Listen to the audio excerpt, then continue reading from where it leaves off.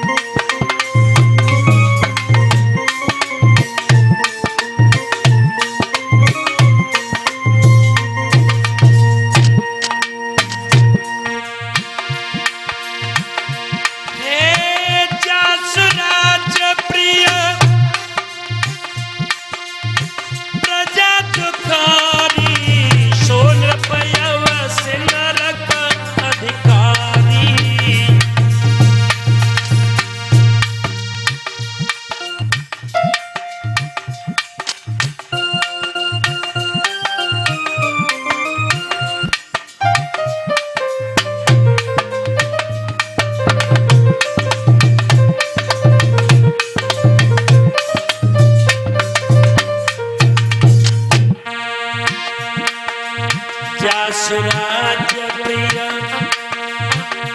आरे प्रजा दुखारी, जासुराज प्रिय आरे प्रजा दुखारी, सो नृप अवसि नरक अधिकारी, सो नृप अवसि।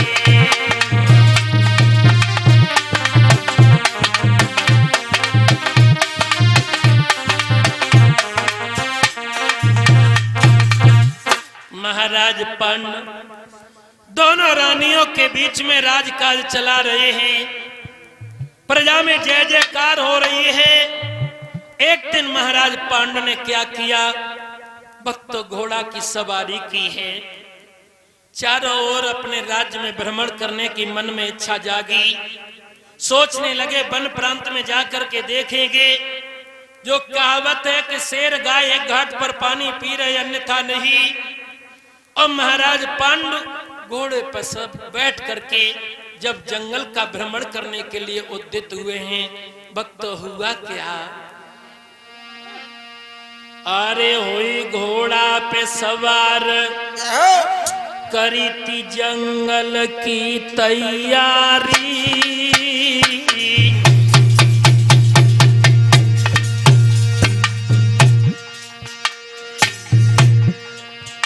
अरे ओई घोड़ा पे सवार करी थी जंगल की तैयारी।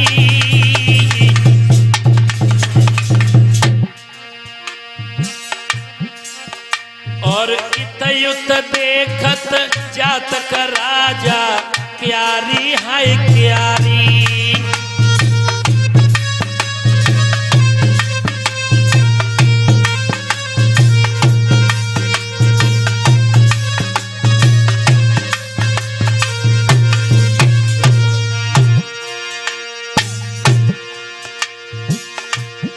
ये पुरस्कार जो हमारे पास में आया है, ये सम्मान की शाफी है श्रीमान ब्रजनंदन यादव जी लेखपाल साहब, और लेखपाल संघ के ये अध्यक्ष भी हैं। ये बहुत खुशी की बात है, बड़ा ही सज्जन सुशील ये परिवार है भक्तों। ये साफी का सम्मान हमारे जो शीश पर अवतरित किया है, धारण किया है, मैं तो परमात्मा से यही कहेंगे इनके जीवन में सदा खुशियां ही खुशियां आए, ये परिवार सदा धन धान से ओत प्रोत रहे, यही मेरी आशा है, यही मेरी अभिलाषा है।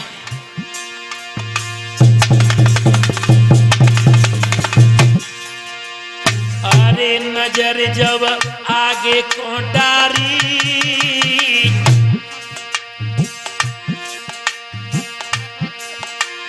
अरे नजर जब आगे को डारी,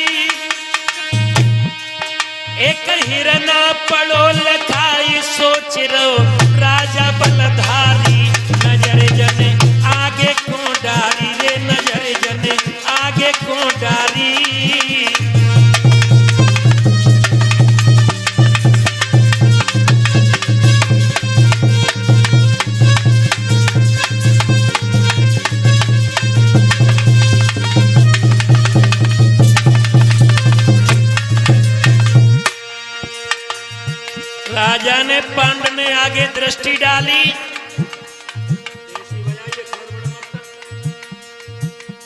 क्या देखा? एक हिरन और हिरनी उस वन प्रांत में जीवन का आनंद ले रहे।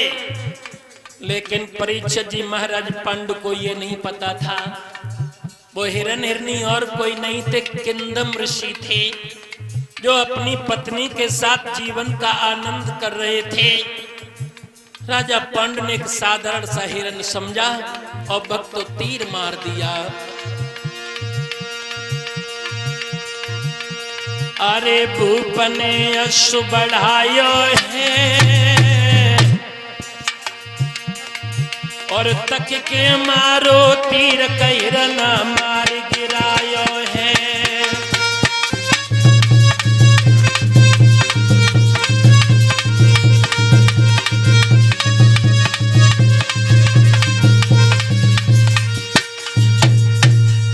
मेरे भागवत प्रेमियों, महाराज पांडु ने जैसे ही वो तीर छोड़ दिया, तीर जाकर के किंदम ऋषि के सीने को बेध गया। किंदम ऋषि का सदा सदा के लिए हिरन के रूप में देहांत हो गया। असली वेश में उनकी पत्नी आई। उन्होंने जैसे ही अपने प्राण आधार को मरा हुआ देखा, राजा की ओर दृष्टि डाली। राजा, मैंने आखिर तेरा क्या बिगाड़ा था जो तूने मेरी ये गति की? मैं तुझे श्राप दूंगी। और राजा को श्राप देने लगी वो पत्नी। कहने लगी, जिस आनंद को मैं ले रही थी तूने इस आनंद से मुझे जुदा किया है। जा, आज के बाद तू भी हस्तिनापुर की सेजों के काबिल नहीं रहेगा। जो महाराज पांडु को ये श्राप लगा, पैरों तले जमीन खिसक गई, आंखों में अश्रु झलक आए। राजा कुछ बोल नहीं पाया, वहीं खड़ा का खड़ा रह गया। रानी जो किंदम ऋषि की थी, उसने अपने श्रीमन का शीश लिया है, अपने घुटनों पर रख लिया और घुटनों पर रख करके अपने प्रीतम की जुदाई में करुण क्रंदन करने लगी। भगवान, ये क्या हो गया? मैंने तुमसे बना किया था, ये तपोबल से तुम जो हिरन हिरनी बनकर के जीवन का आनंद लेना चाह रहे थे, मैं नहीं समझ पाई। मैं ये नहीं समझ पाई कि ये हिरन हिरनी हमारे लिए काल बन जाएगा। मैं क्या करूं? अब मैं अकेले ही जीवन को कैसे यापन करूंगी? और भक्तों, घुटनों पर पति का शीश रख करके वो रोने लगी है।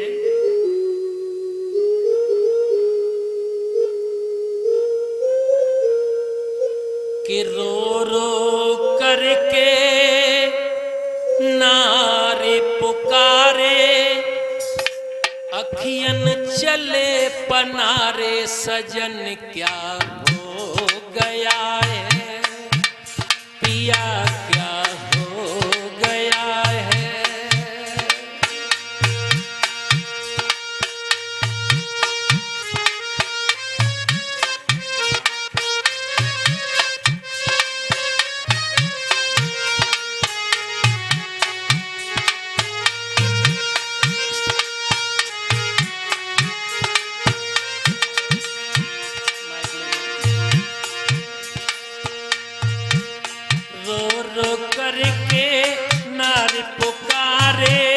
अखियन चले पनारे, सजन क्या हो गया है, पिया क्या हो गया है।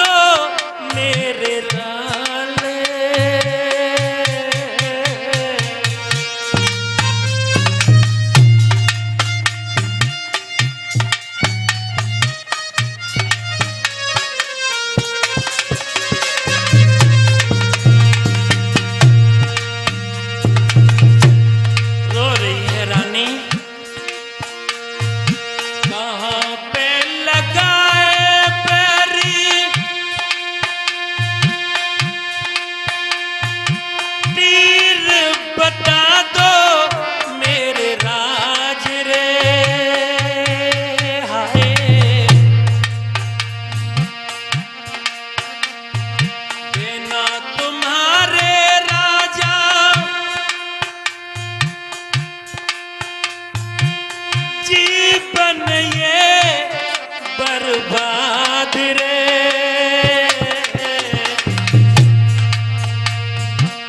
चारों ओर को नारी पुकारे, टूटे सभी सहारे, सजन क्या हो गया है, पिया क्या हो गया है।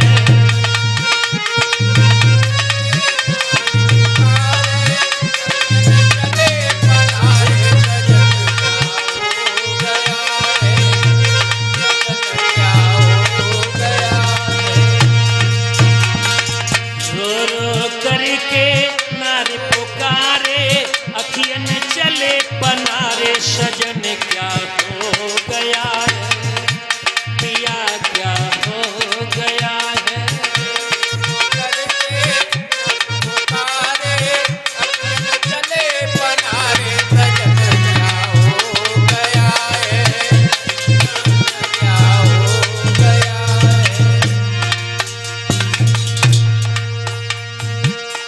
कहाँ पे लगा है बेरी बन के बेदर्दी तीर रे, बोलो ना कहाँ तुम्हारे तीर लग गया, आंखें खोलो ना श्रीमन। कहाँ पर होती राजा अब तो तुम्हारे वो पीर रे, कहाँ को जाऊं किसे बताऊं, टूटे सभी सहारे, सजन क्या हो गया है, पिया क्या हो गया है।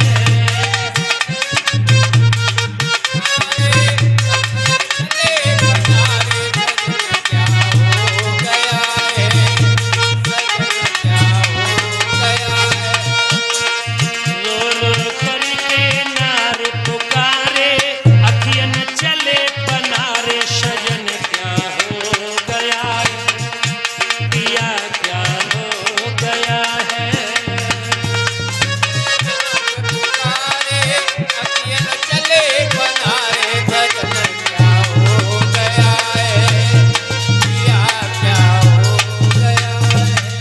भागवत प्रेमियों, जैसे ही महाराज पांडु श्राप को शीश पर धारण करके अपने महल हस्तिनापुर में आए, चेहरे की हवाइयां उड़ी हैं, कुंती और माधुरी ने चरण पकड़ लिए। श्रीमन, जब महल से बाहर जाया करते थे तो आपका चेहरा फूलों सा नजर आता था, जब महल में प्रवेश लेने आते थे तो आपके चेहरा फूलों सा खिला नजर आता।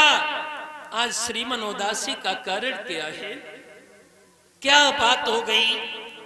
क्या जंगल में तुम्हें शिकार प्राप्त नहीं हुई, या तुमसे किसी का अपमान हो गया? राजा पांडु कहने लगे, रानी मुझे पहले आसन दो।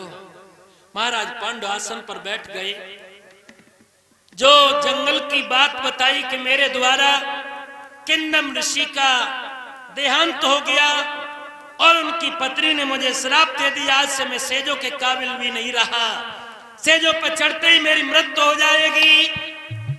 जो ये समाचार दोनों कुंती और माधुरी रानी ने सुना, कलेजा फट गया। श्रीमन, आपके द्वारा एक संत का वध हुआ है, आपको भगवान कभी माफ नहीं करेगा। मेरे भी बीच में कोई बेटा बेटी नहीं, ये हस्तिनापुर का राज्य तुम्हारे बिना फिर आगे कौन इसका उत्तराधिकारी बनेगा। घुटनों में शीश को रख लिया और दोनों रानी अपने प्रीतम की भुजा को पकड़ के बोली, श्रीमन आज लगता है कि किन्नम ऋषि का जीवन समाप्त नहीं हुआ, इस हस्तिनापुर का सूरज सदा सदा के लिए डूब गया, आपसे ये अनहोनी कैसे हो गई।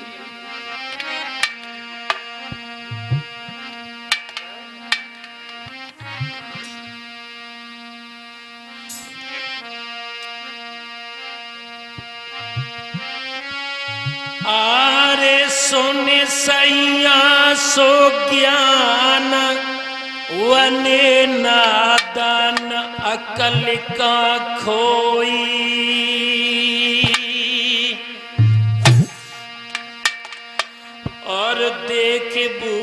को करम रे करानी माधुरी रोई।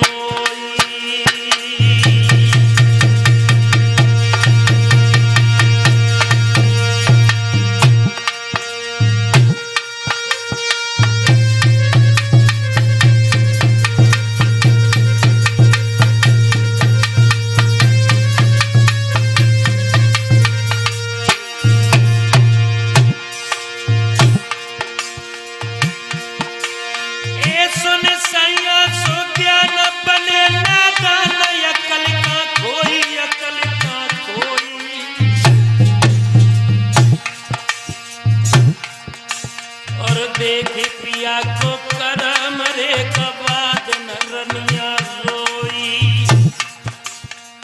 क्या हो गया श्रीमन?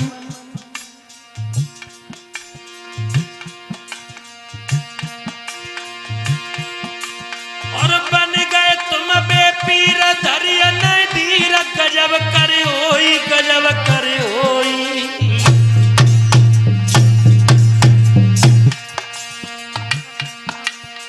जंगल बीच में प्रीतम तुमने का करे दई सोई रोई।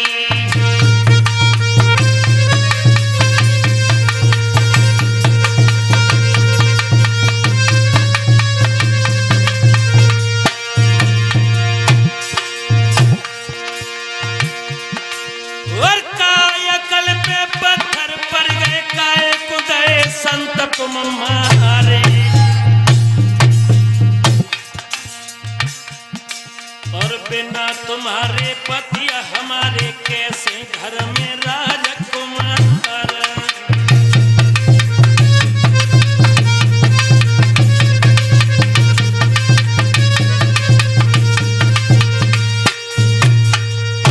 करण क्रंदन आंगन में होने लगा भक्तों। इधर जैसे ही देखा है तो कुंती कहने लगी अरे बहन हमें ऐसे मंत्र आते हैं जिनके द्वारा बिना पति के ही हम संतानें उत्पन्न कर लेंगे। महाराज का अगर आदेश हो जाए। राजा पांडु ने कह दिया रानी अगर तुम्हें मंत्रों का उच्चारण करने से अगर संतान प्राप्त हो जाए तो तुम संतानवती हो जाओ। सबसे पहले कुंती ने धर्मराज का आह्वान किया है भक्तों। धर्मराज से युधिष्ठिर, पवन देव का आह्वान किया है तो पवन देव से भीम, इंद्र का आह्वान किया है तो इंद्र से अर्जुन। माधुरी भी आकर के कहने लगी श्रीमन एक बात बताओ मुझे। क्या बातें हो रही हैं हमें भी बताइए।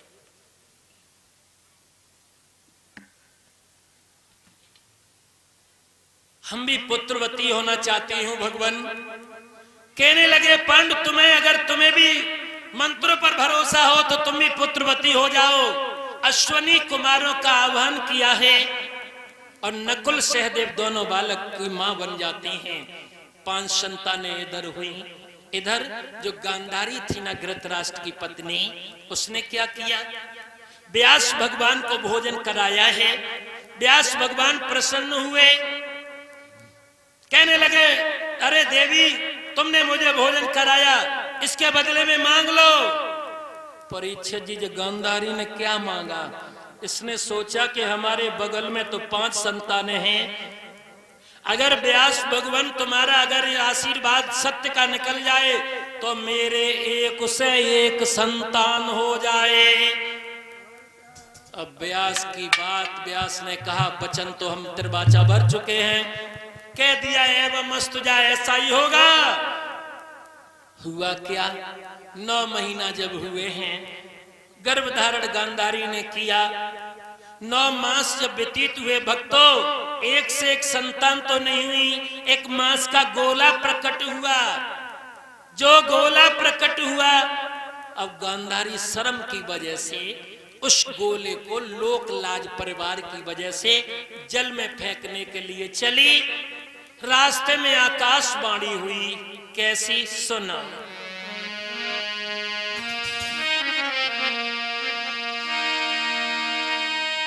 अरे 9 महीना गए बीतरे का सुनियो नर नारी।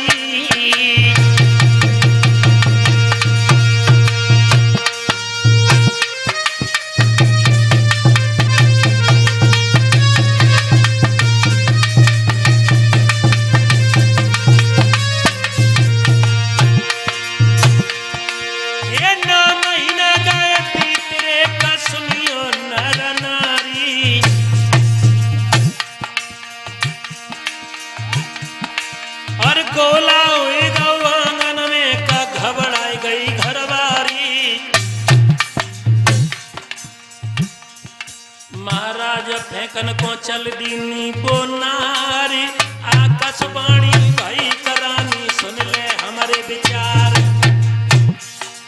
आकाशवाणी में ये शब्दों का उच्चारण हुआ, इस गोले को घर ले जा, एक से एक कुंड बनवाना, इस गोले पर पानी छिड़कना, एक से एक सरसों जैसे दाने बन जाएंगे, एक एक दाना एक एक कुंड में डालना, मंत्रों का उच्चारण होगा तो कुंड से ये बच्चे प्रकट हो जाएंगे। ऐसा ही आकर के गांधारी ने किया। कुंडों में जैसे ही वो सरसों जैसे दाने उसके डाले गए हैं, मंत्रों का उच्चारण हुआ, सबसे पहले दुर्योधन कुंड से निकला। भक्तों करके क्रिया ऐसी गांधारी ने पूत दिया रहे, भक्तों करके ऐसी क्रिया गांधारी ने पूत दिया रहे हैं।